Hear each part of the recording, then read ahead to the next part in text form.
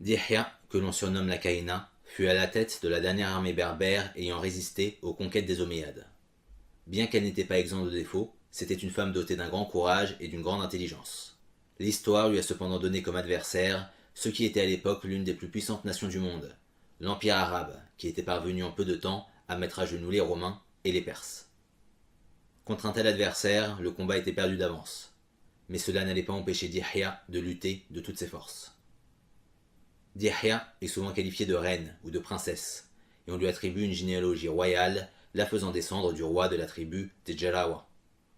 Cependant, selon toute vraisemblance, ce n'est pas à ses ancêtres qu'elle devait son statut, car dans les sociétés berbères, la transmission du pouvoir était patrilinéaire et agnatique, ce qui veut dire que les femmes en étaient entièrement exclues. Tout indique au contraire que Dihya a accédé à la gouvernance par ses propres moyens, grâce à sa position d'oracle. La figure de l'oracle se retrouvait dans différentes sociétés méditerranéennes antiques, et la société berbère ne faisait pas exception. Chez les berbères, le rôle d'oracle était exclusivement réservé aux femmes, et leur fonction était de pratiquer la divination, notamment afin de guider les guerriers qui se préparaient à livrer bataille. Et à l'époque à laquelle Dihya monta en influence, dans la région des Aurès, la guerre était justement dans tous les esprits. Au nord, l'Empire romain, qui était depuis longtemps entré en décadence, luttait pour maintenir son pouvoir dans la région. Et à l'est, le tout jeune empire arabe, dont l'avancée avait été retardée par le chef berbère Koussaïla quelques années plus tôt, se préparait à reprendre du terrain. C'est dans cette situation périlleuse que les guerriers berbères se tournèrent vers Dihya, pour qu'elle leur fasse profiter de son expertise en matière de divination.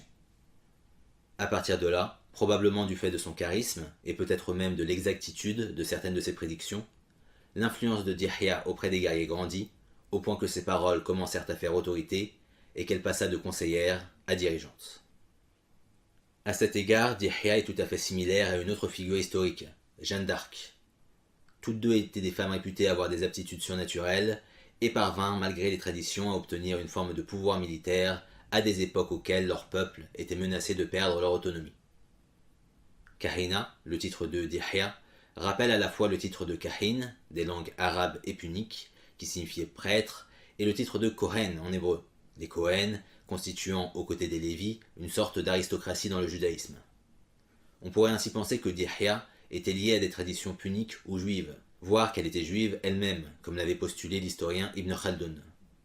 Cela dit, il est aussi possible que le titre de Kahin et de Kahina existait indépendamment dans la langue berbère archaïque, puisque les langues sémitiques et berbères descendent toutes deux d'une souche commune qui était parlée pendant la préhistoire par les Afrasiens, dont les berbères et les arabes sont des descendants. Il existe parmi les historiens des hésitations quant à la religion de la Kahina. Certains en font une chrétienne, dont la tribu aurait, à l'instar d'un grand nombre des habitants du Maghreb oriental, embrassé le christianisme du fait de l'influence romaine. D'autres en font une juive, qui aurait fait partie de l'une des tribus berbères s'étant convertie au judaïsme à l'époque de la Jahiliya. Personnellement, et cela n'engage que moi, je suis de l'avis qu'elle était une païenne, car la tradition des oracles est étrangère et même contraire au christianisme comme au judaïsme. Mais il se peut également qu'elle pratiquait une religion syncrétique, mêlant le monothéisme à des rites berbères ancestraux.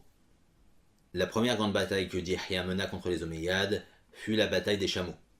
La bataille s'est déroulée comme suit. D'abord, un petit contingent de guerriers berbères est parti combattre les troupes du calife, après quoi ils se sont repliés. Le général Omeyyade, voyant les berbères prendre la fuite, a lancé ses troupes à leur poursuite. Mais les berbères menaient en réalité leurs adversaires dans un piège, et ces derniers avaient mordu à l'hameçon. L'armée omeyyade fut ainsi accueillie par une volée de flèches, lancées par des archers placés en embuscade.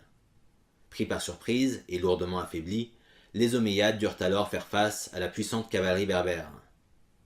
On a là un très bel exemple de l'art maghrébin de la guerre, similaire à ce qui s'était pratiqué contre les Romains par le passé, notamment lors des guerres puniques et de la guerre jugurthine. L'usage de la ruse était préféré à l'usage de la force brute. Un grand nombre des troupes du calife furent tuées au combat, et le reste fut contraint de fuir aux côtés de leur général. Les berbères les prirent en chasse, ce qui les contraignit à quitter le Maghreb et à se replier en Cyrénaïque. Mais Dihya savait qu'elle n'avait obtenu qu'un peu de répit, et les Omeyyades étaient déjà en train de récupérer leurs forces. Elle décida alors de recourir à ce qu'on appelle la politique de la terre brûlée, qui est une tactique militaire consistant à détruire ses propres possessions pour qu'elles ne tombent pas aux mains de l'ennemi. Cette tactique peut avoir deux intérêts.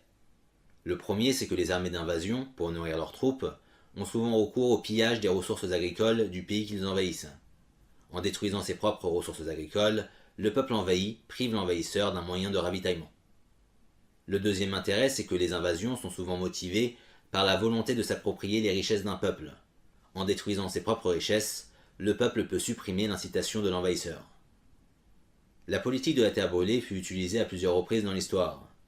Vercingétorix l'utilisa contre les Romains en brûlant de nombreux villages gaulois.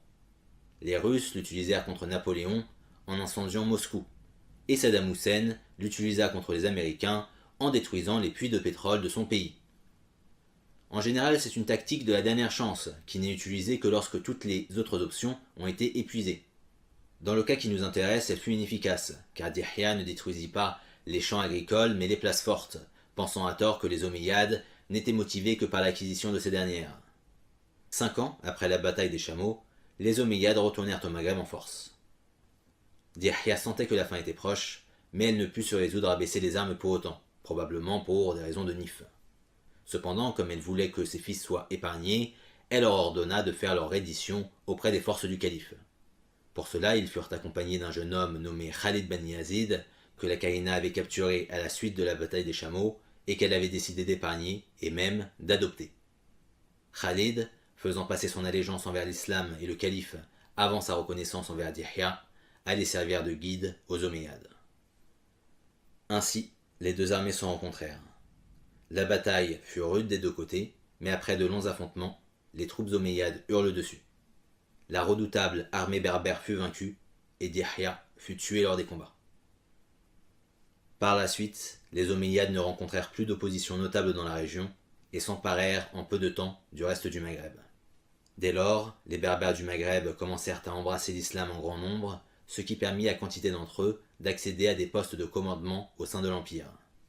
Ce fut notamment le cas du fils aîné de Dihya, qui fut nommé gouverneur des Aurès. Ces Berbères intégrés dans l'Empire arabe allaient bientôt devenir le fer de lance de l'expansion musulmane en Europe. Et c'est tout pour cette vidéo. J'espère que ça vous a plu. Si vous êtes nouveau sur la chaîne, je vous invite à vous abonner et je vous dis à la prochaine.